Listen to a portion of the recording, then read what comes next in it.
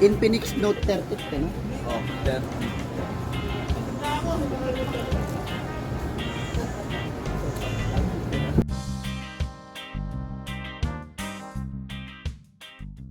What's up guys? Ngayon po may tanggap po tayo isang Infinix Note 13 Pro 5G ng isang kabab na rider din po ng Grab na ayon pa sa kanya wala pang isang araw mula nung makuhanin ng mag-asawa using Shopee Pay ng Shopee at isa lang daw po ang namumutawi sa bibig ni Mrs. Nung tinawag niya ito at di pa alam na nasira po ito dahil nalaglag daw po sa EDSA habang bumibiyay siya.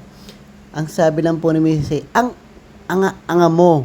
At kailangan daw po ito mapalitan at yan po ang ginawa natin para sigurado po na pag uwi ni Kuya, hindi siya outside the Colombo. Ayan guys, tapos na po ito. Masaya na si Kuya. Bati na sila ni Mrs.